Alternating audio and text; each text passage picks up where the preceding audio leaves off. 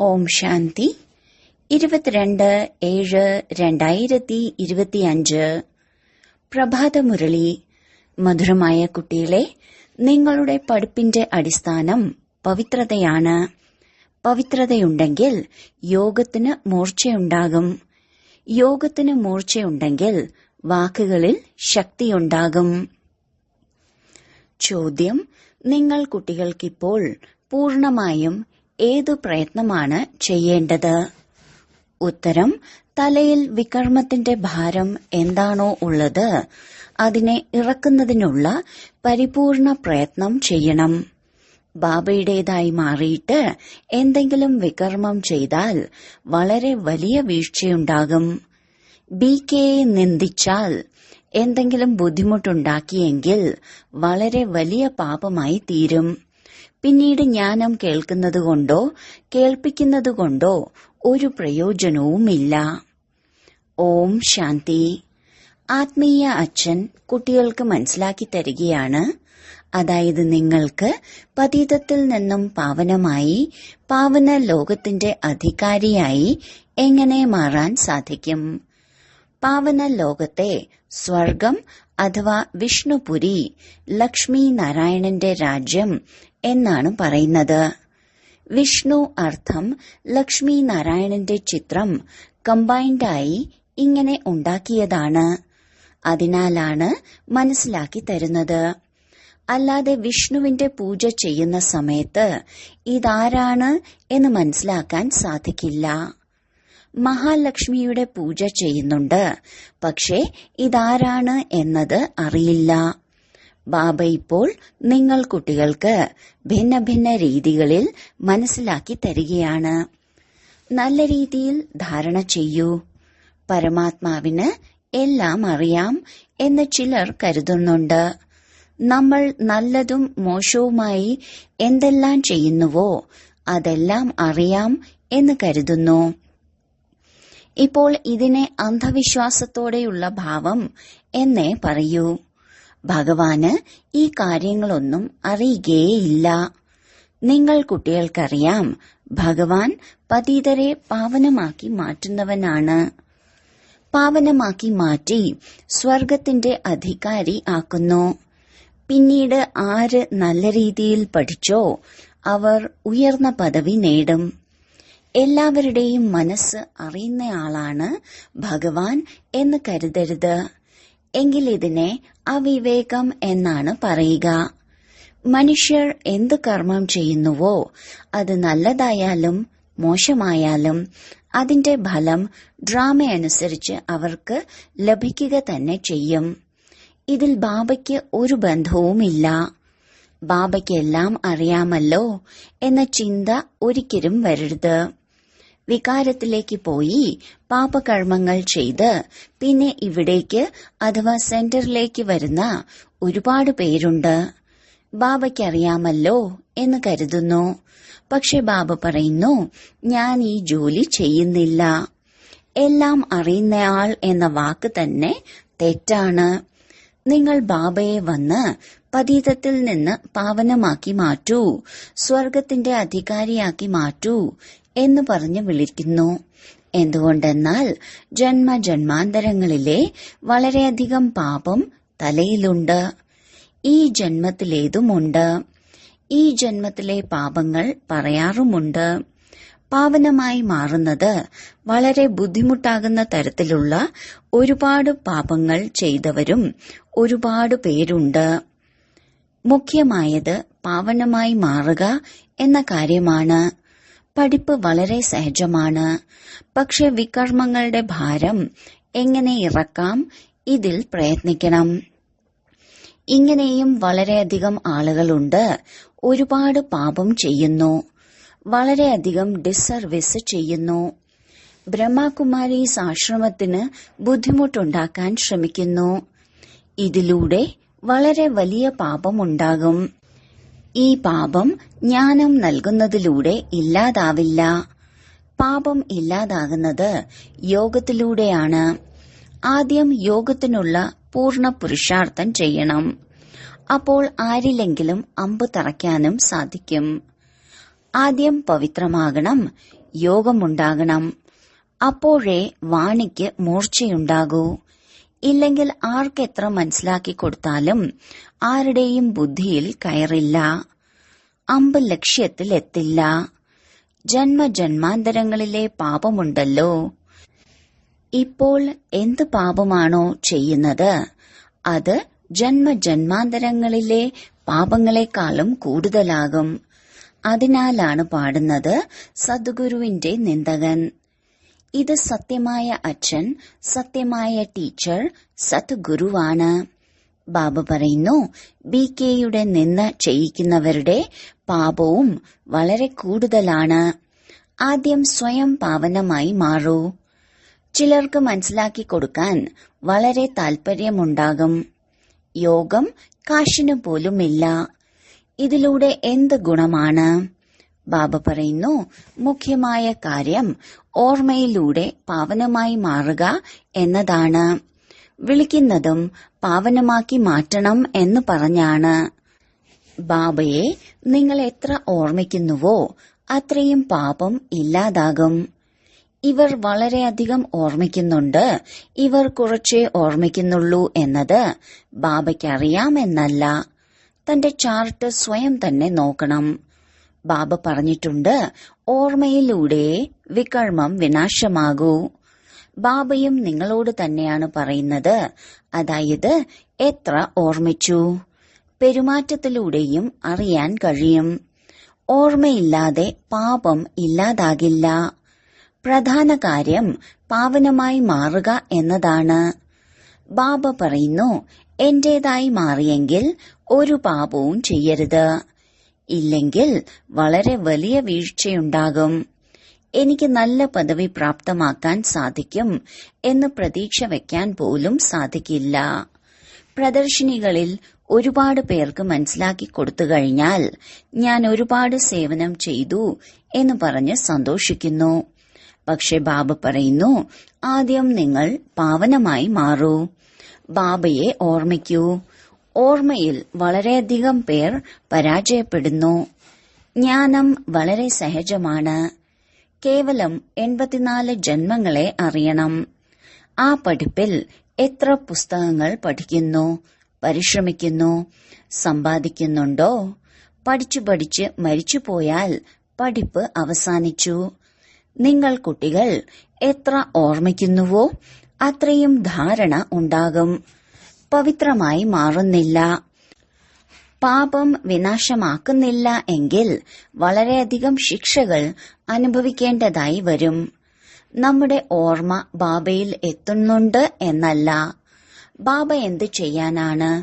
നിങ്ങൾ ഓർമ്മിച്ചാലേ നിങ്ങൾ പാവനമാകൂ. ബാബ ഇതിൽ എന്ത് ചെയ്യും? എന്താ സബാഷ നൽകുമോ? ഞാൻ ബാബയെ സദാ ഓർമ്മിക്കുന്നുണ്ട്. ബാബയല്ലാതെ എനിക്ക് ആരാണുള്ളത്? ഇങ്ങനെ പറയുന്ന ഒരുപാട് കുട്ടികളുണ്ട്. ഇതും പൊങ്ങച്ചം പറച്ചിലാണ്. ഓർമ്മിക്കുക വളരെ പരിശ്രമമാണ്. ഞാൻ ഓർമ്മിക്കുന്നുണ്ടോ അതോ ഇല്ലയോ എന്നതുപോലും മനസ്സിലാക്കാൻ സാധിക്കില്ല. അറിയാതെ തന്നെ ഞാൻ ഓർമ്മിക്കുന്നുണ്ട് എന്ന് പറയുന്നു. പരിശ്രമിക്കാതെ ആർക്കും വിശ്വത്തിന്റെ അധികാരിയാവാൻ സാധിക്കില്ല. ഉയർന്ന പദവി നേടാൻ സാധിക്കില്ല. ഓർമ്മയിലൂടെ എപ്പോൾ മൂർച്ചയുണ്ടാകുന്നുവോ അപ്പോഴേ സേവനം ചെയ്യാൻ സാധിക്കൂ. പിന്നീട് എത്ര സേവനം ചെയ്ത് പ്രജകളെ ഉണ്ടാക്കി എന്നത് നോക്കണം. കണക്ക് വേണമല്ലോ. ഞാൻ എത്ര പേരെ തനിക്ക് സമാനമാക്കി മാറ്റി. പ്രജകളെ ഉണ്ടാക്കണമല്ലോ. അപ്പോഴേ രാജാവാകാൻ പറ്റൂ. ഇപ്പോൾ അതൊന്നുമില്ല. യോഗത്തിൽ ഇരിക്കണം. മൂർച്ചയുണ്ടാകണം. അപ്പോഴേ പൂർണമായും അമ്പ് ലക്ഷ്യത്തിൽ തറയ്ക്കൂ. ശാസ്ത്രങ്ങളിലും ഉണ്ടല്ലോ. അവസാനം ഭീഷ്മ പിതാമഹൻ, ദ്രോണാചാര്യർ എന്നിവർക്ക് ജ്ഞാനം നൽകി. എപ്പോൾ നിങ്ങളുടെ പതിത്വം നീങ്ങുന്നുവോ, സതോ പ്രധാന സ്ഥിതി കൈവരുന്നുവോ അപ്പോഴേ മൂർച്ചയുണ്ടാകൂ. അപ്പോൾ പെട്ടെന്ന് അമ്പ് ലക്ഷ്യത്തിൽ തറയ്ക്കും. ബാബയ്ക്ക് എല്ലാം അറിയാം എന്നൊരിക്കലും ചിന്തിക്കരുത്. ബാബയ്ക്ക് അറിയേണ്ട ആവശ്യമെന്താണ്? ആര് ചെയ്യുന്നോ അവർ നേടും.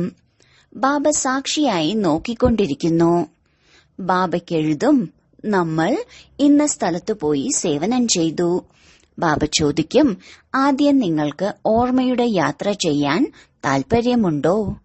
ആദ്യത്തെ കാര്യം തന്നെ ഇതാണ്, മറ്റ് സംഘങ്ങൾ ഉപേക്ഷിച്ച് ഒന്നിന്റെ സംഘത്തിൽ ഇരിക്കുക. ദേഹി അഭിമാനി ആകണം. വീട്ടിലിരുന്നു കൊണ്ടും മനസ്സിലാക്കണം, ഇത് പഴയ ലോകമാണ്, പഴയ ദേഹമാണ്, ഇതെല്ലാം നശിക്കാനുള്ളതാണ്. നമുക്ക് ബാബയും സമ്പത്തുമായിട്ടാണ് കാര്യം.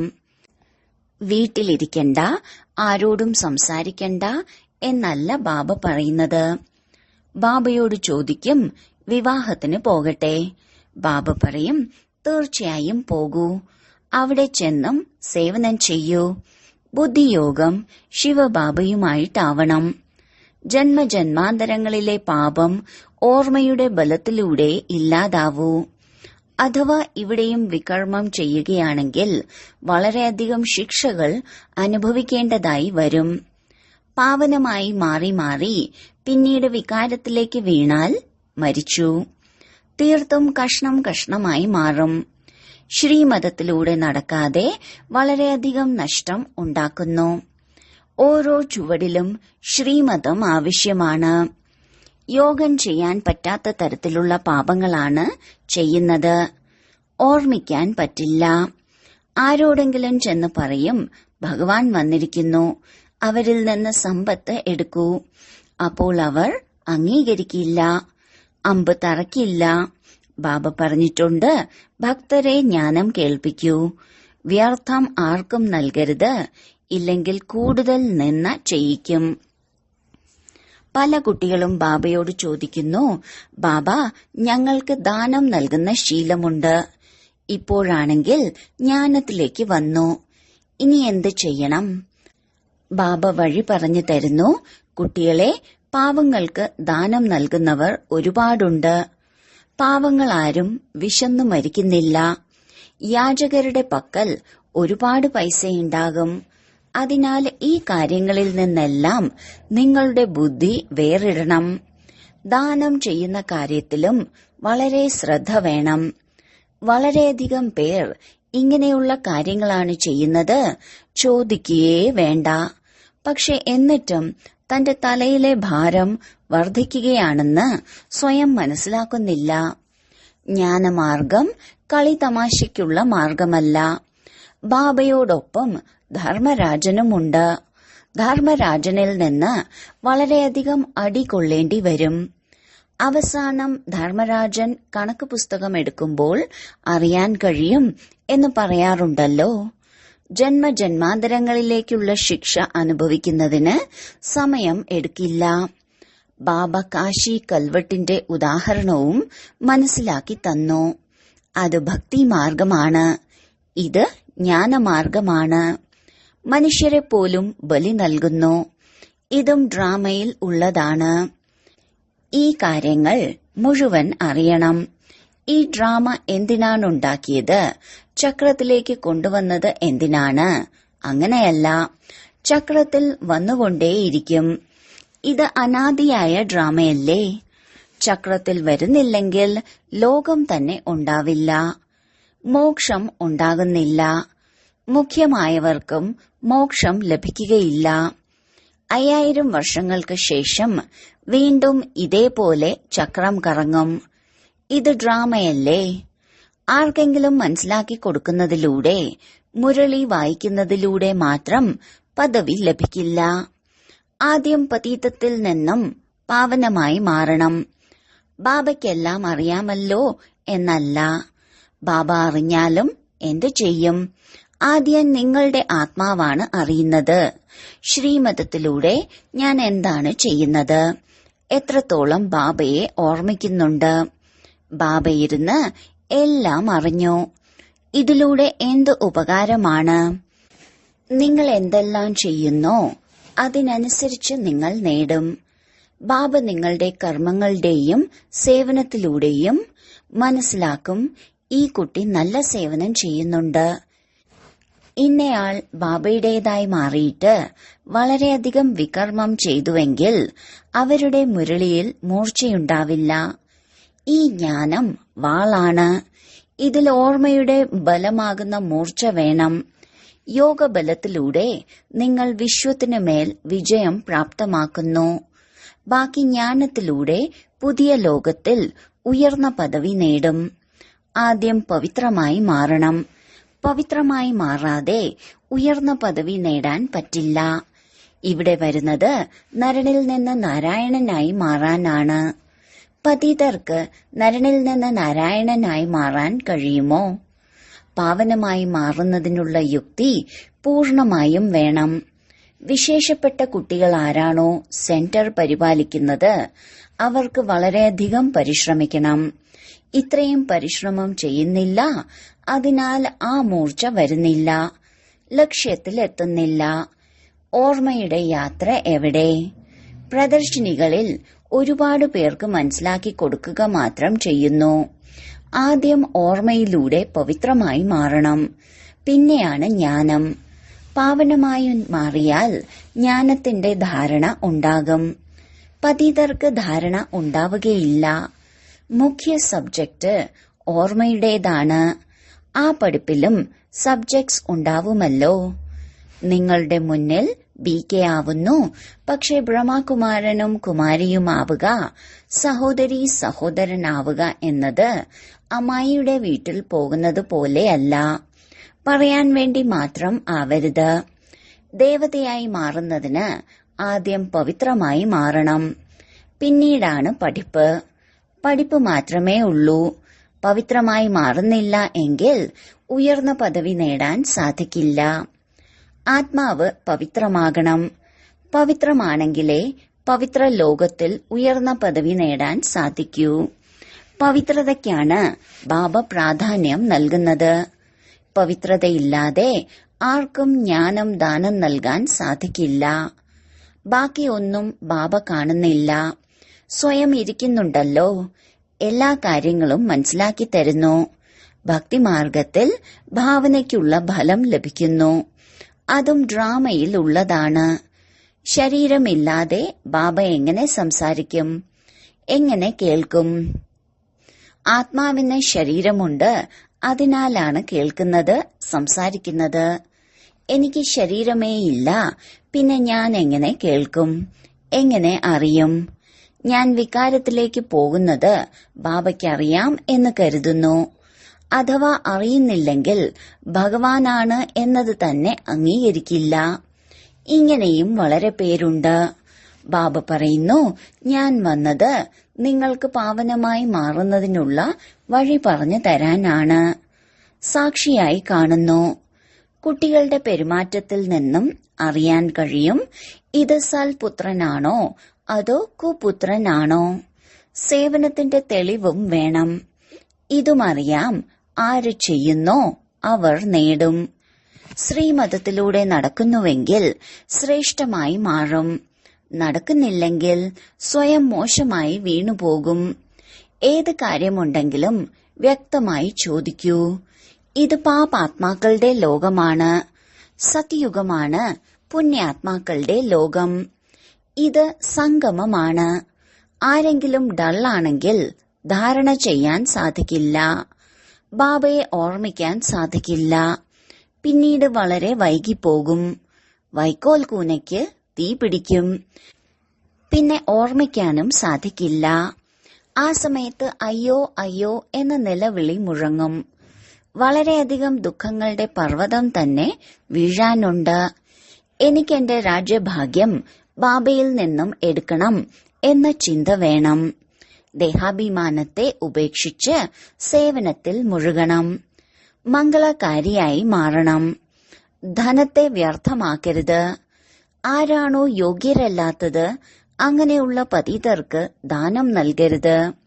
ഇല്ലെങ്കിൽ ദാനം നൽകിയവരിലും പാപം വരും. ഭഗവാൻ വന്നു എന്ന് പെരുമ്പറ മുഴക്കണം എന്നല്ല. ഇങ്ങനെ ഭഗവാനെന്ന് പറയുന്നവർ ഭാരതത്തിൽ അനേകരുണ്ട്. ആരും അംഗീകരിക്കില്ല. ഇത് നിങ്ങൾക്കറിയാം. നിങ്ങൾക്ക് പ്രകാശം ലഭിച്ചിരിക്കുന്നു. ശരി. വളരെ കാലത്തെ വേർപാടിനു ശേഷം തിരികെ കിട്ടിയ മധുരമധുരമായ സന്താനങ്ങൾക്ക് മാതാവും പിതാവുമായ ബാബ്ദാദയുടെ സ്നേഹസ്മരണകളും പുലർക്കാല വന്ദനവും. ആത്മീയ പിതാവിന്റെ ആത്മീയ കുട്ടികൾക്ക് നമസ്കാരം. ധാരണയ്ക്കുള്ള മുഖ്യസാരം: 1. പഠിപ്പിനോടൊപ്പം തീർച്ചയായും പാവനമായും മാറണം. യോഗ്യനും സൽപുത്രനുമായി മാറി സേവനത്തിന്റെ തെളിവ് നൽകണം. ശ്രീമതമനുസരിച്ച് സ്വയം ശ്രേഷ്ഠമായി മാറണം. 2. സ്ഥൂലധനം വ്യർത്ഥമാക്കരുത്. പതിതർക്ക് ദാനം നൽകരുത്. ജ്ഞാനധനവും പാത്രം നോക്കി വേണം ദാനം നൽകാൻ. വരദാനം: പഴയ സംസ്കാരങ്ങളുടെ അഗ്നി സംസ്കാരം നടത്തുന്ന സത്യമായ മർജീവയായി ഭവിക്കട്ടെ. മരിച്ച ശേഷം ശരീരത്തിന്റെ സംസ്കാരം നടത്തുമ്പോൾ നാമവും രൂപവും സമാപ്തമാകുന്നു. അതേപോലെ താങ്കൾ കുട്ടികൾ എപ്പോൾ മർജീവയാകുന്നുവോ അപ്പോൾ ശരീരം അതുതന്നെയായിരിക്കും. പക്ഷേ പഴയ സംസ്കാരങ്ങളുടെയും സ്മൃതികളുടെയും സ്വഭാവങ്ങളുടെയും സംസ്കാരം നടത്തുന്നു. സംസ്കാരം നടത്തിയ മനുഷ്യർ പിന്നീട് മുന്നിൽ പ്രത്യക്ഷപ്പെട്ടാൽ അവരെ ഭൂതമെന്നാണ് പറയുക. അതേപോലെ ഇവിടെയും ഏതെങ്കിലും സംസ്കാരം നടത്തിയ സംസ്കാരം പ്രത്യക്ഷപ്പെട്ടാൽ അതും മായയുടെ ഭൂതമാണ്. ഈ ഭൂതങ്ങളെ ഓടിക്കൂ. ഇവയുടെ വർണ്ണന പോലും ചെയ്യരുത്. സ്ലോഗൻ: കർമ്മഭോഗത്തിന്റെ വർണ്ണന ചെയ്യുന്നതിനു പകരം കർമ്മയോഗത്തിന്റെ സ്ഥിതിയുടെ വർണ്ണന ചെയ്തുകൊണ്ടിരിക്കൂ. അവ്യക്ത സൂചന: സങ്കല്പങ്ങളുടെ ശക്തി സംഭരിച്ച് ശ്രേഷ്ഠ സേവനത്തിന് നിമിത്തമാകൂ. രാജാവ് സ്വയം കാര്യങ്ങളൊന്നും ചെയ്യാറില്ല, ചെയ്യിക്കാറാണ് പതിവ്. ചെയ്യുന്ന രാജ്യസേവകർ വേറെയായിരിക്കും. അഥവാ രാജ്യസേവകർ ശരിയല്ലെങ്കിൽ രാജ്യം അലങ്കോലപ്പെടും. അതേപോലെ ആത്മാവും ചെയ്യിപ്പിക്കുന്നവനാണ്. ചെയ്യുന്നവർ ഈ വിശേഷ ത്രിമൂർത്തി ശക്തികളാണ്. അതായത് മനസ്സ്, ബുദ്ധി, സംസ്കാരം. ആദ്യം ഇവയുടെ മേൽ ഭരിക്കാനുള്ള ശക്തി വേണം. അപ്പോൾ ഈ സാകാര കർമ്മേന്ദ്രിയങ്ങൾ സ്വതവേ ശരിയായ വഴിയിലൂടെ നടക്കും. ഓം ശാന്തി.